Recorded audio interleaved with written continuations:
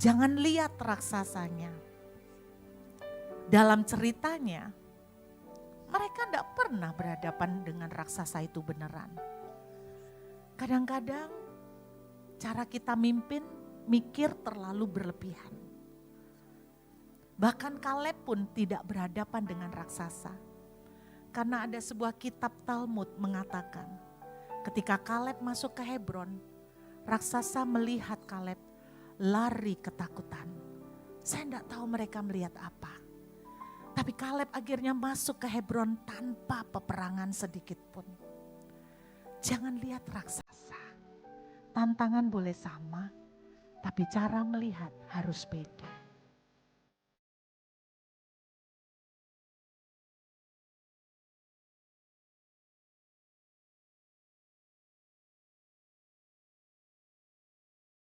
Kenapa ada orang yang menyerah sebelum berjuang, sementara yang lain justru melihat peluang dalam masalah?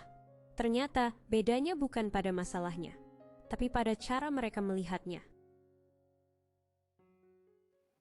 Ibu-ibu, percayakah Anda kita ini disayang Tuhan?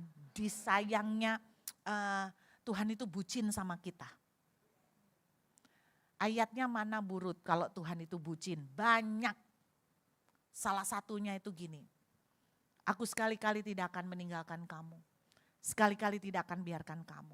Ayat yang lain. Dapatkah seorang ibu melupakan bayinya, tetapi sekalipun ada ibu yang melupakan bayinya, aku tidak melupakan engkau. Banyak banget. Firman Tuhan juga berkata, Bapa manakah yang kalau anaknya meminta roti akan dikasih batu? Iya toh? Terus ada satu ayat lagi di kitab Timotius, bunyinya begini dalam bahasa Indonesia. Jika kita tidak setia, dia tetap setia. Karena dia tidak dapat menyangkal dirinya. Bahasa aslinya, terjemahannya begini. Kaget saya. Sekalipun kamu tidak punya iman untuk berharap, aku tidak akan pernah bisa membuang kamu. Karena engkau darah dagingku. Itu lebih serem lagi bunyinya. Dari situ saya tahu Tuhan cinta sama kita. Nah, pada pagi ini saya mau bagikan kepada ibu-ibu, sederhana sekali. Saya suka yang sederhana, tapi kita bisa lakukan. Ada satu hal yang menjadi penghalang, seringkali menjadi penghalang, kita tidak mengalami keajaiban Tuhan. Sebenarnya ibu-ibu percaya enggak? Ada firman Tuhan bilang begini, adakah Tuhan berlambat-lambat sebelum memberikan pertolongan? Ada enggak? Enggak pernah baca Alkitab? Adakah aku berlambat-lambat sebelum memberikan pertolongan? Berarti ternyata sifat saudara dan saya yang tidak suka lama itu nurun dari bapaknya. Bapaknya bilang, adakah aku berlambat-lambat? Berarti dia juga enggak suka molor-molorin. Tapi yang sering kali memolorkan dan membuat kita tidak melihat breakthrough karena kita yang salah bereaksi. Nah, saya mau bagikan satu sederhana, buka kitab Bilangan 14, kalau Anda bawa Alkitab atau bawa handphone yang ada Alkitabnya, ayat yang ke-24 dari Bilangan ke-14, ayat 24. Tetapi hambaku Kaleb karena lain jiwa yang ada padanya dan ia mengikut aku dengan sepenuhnya, akan kubawa masuk ke negeri yang telah dimasukinya itu dan keturunannya akan memilikinya. Saudara, kita tahu cerita 12 pengintai ya. Dari 12 pengintai, 10 pengintai dan 2 pengintai reaksinya berbeda. Dan akhirnya Alkitab menceritakan 2 pengintai berhasil masuk ke tanah perjanjian. Yang 10 gagal. Nah, kita akan belajar kenapa yang 10 gagal. Yang 2 bisa mengalami keberhasilan. Sama dengan orang-orang Kristen, kenapa ada banyak yang gagal melihat pertolongan Tuhan, mujizat Tuhan. Tapi ada juga anak-anak Tuhan yang kok enak sekali ya mengalami mujizat demi mujizat. Nah, kita akan belajar dari 10 pengintai yang gagal dan belajar dari kehidupan Kaleb yang berhasil. Nah, sebelum ke arah situ, saya mau terangkan dulu. Waktu mereka mengintai tanah Kanaan, pasti yang namanya mengintai enggak mungkin dari ujung ke ujung kan? Wong sembunyi-sembunyi kan? Nah, yang diintai oleh mereka menurut penafsiran beberapa orang dicurigai yang diintai adalah namanya Hebron. Hebron. Kok bisa penafsirannya Hebron? Satu, karena 10 pengintai berkata mereka raksasa. Betul? Nah, kota yang dihuni oleh raksasa pada saat itu Hebron. Lalu mereka juga mengatakan bahwa mereka membawa hasil pertaniannya bagus-bagus. Kota di tanah perjanjian yang terkenal dengan bagusnya hasil pertanian, the best, itu adalah Hebron. Keren ya? Dan pada waktu itu Hebron merupakan kota yang sangat maju dan kaya secara perdagangan di tanah perjanjian. Anda bayangkan waktu Bilangan pasal 13, Tuhan bilang begini sama Musa, intailah Kanaan, tanah perjanjian. Dan ternyata yang diintai Hebron. Dan Anda melihat Hebron itu the best, terbaik. Berarti apa? Tuhan itu kalau mau ngasih, kasih terbaik. Setuju? Tuhan kalau mau kasih terbaik. Jadi hati Tuhan sebagai seorang papa pasti mau kasih terbaik. Jadi ibu-ibu lagi berdoa kan? Minta sesuatu kan? Semua pasti minta kan? Pasti, karena kita peminta-minta, ya kan? Pasti minta kan? Dan percayalah yang kita minta Tuhan pasti mau kasih yang terbaik.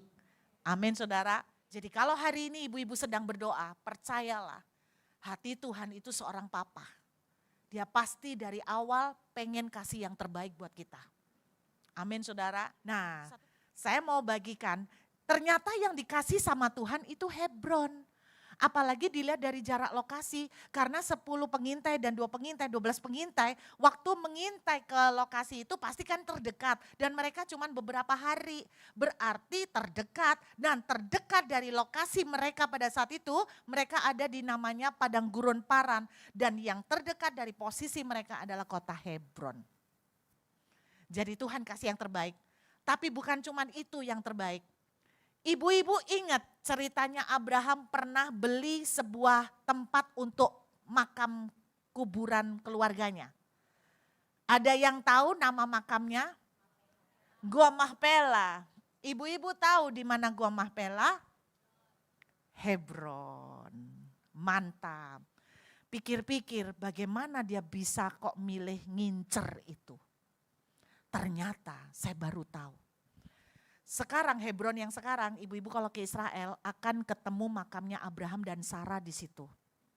Dan ternyata di balik makamnya Sarah, ada beberapa penafsir menceritakan, ada tulisan bahasa asli yang berkata begini, disinilah tempat yang pernah menjadi pintu gerbang Taman Eden. Jadi ternyata Hebron ibu, konon katanya pintu gerbang Taman Eden. Ibu-ibu, waktu Taman Eden dinodai oleh karena Adam dan Hawa dosa, mereka dikeluarkan, Taman Eden ditutup, tidak ada yang tahu lokasinya di mana. Tapi rupanya Abraham tahu. Dia kepengen dikuburkan di tempat di mana pencipta segala alam semesta pernah turun di bumi bercengkrama dengan manusia. Abraham kok tahu? Alkitab kan bilang Abraham sahabat Tuhan. Dan Alkitab juga bilang Tuhan membukakan rahasianya kepada, masuk akal kan? Abraham tahu rahasia ini. Makanya yang dia incer Hebron. Dia nggak ngincer kota yang lain. Nah Kaleb rupanya juga tahu. Karena apa? Karena Kaleb sangat intim dengan Tuhan. Iya kan? Jadi Anda tahu bukan hanya bagus secara fisik. Tapi secara spiritual ternyata Hebron ini mengandung warisan rohani yang luar biasa. Makanya Anda ngerti nggak kenapa di Hebron yang menghuni raksasa? Jadi bukan cuman Abraham sama Kaleb yang tahu, raksasa pun tahu. Kenapa raksasanya di Hebron? Kenapa raksasanya tidak di kota lain? Karena raksasa tahu ini tempat terdekat dengan Taman Eden. Jadi Anda dengar ya, kalau hari ini Anda mengalami raksasa, dengarkan baik-baik. Karena dia tahu di situ pintu breakthrough saudara. Nah kita akan melihat apa rahasianya Kaleb sehingga berhasil. Alkitab menuliskan di ayat 24, lain jiwa yang ada padanya secara singkat. Bahasa aslinya saya suka compare dengan bahasa aslinya karena terjemahan bahasa Indonesia karena kadang-kadang kurang pas gitu loh ya. Lain jiwa yang ada padanya ternyata bahasa aslinya itu gini. Lain cara ngelihatnya. Lain cara pandangnya.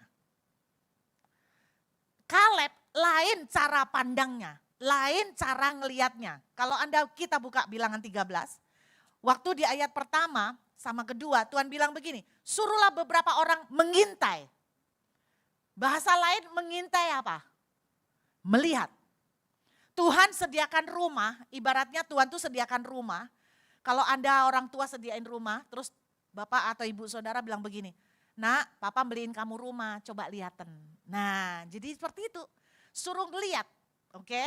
Apa yang dilihat oleh 10 pengintai? Kita buka bilangan 13 ayat 33, langsung saja ke poinnya. 13 ayat 33. Mari kita ngelihat cara mereka melihat.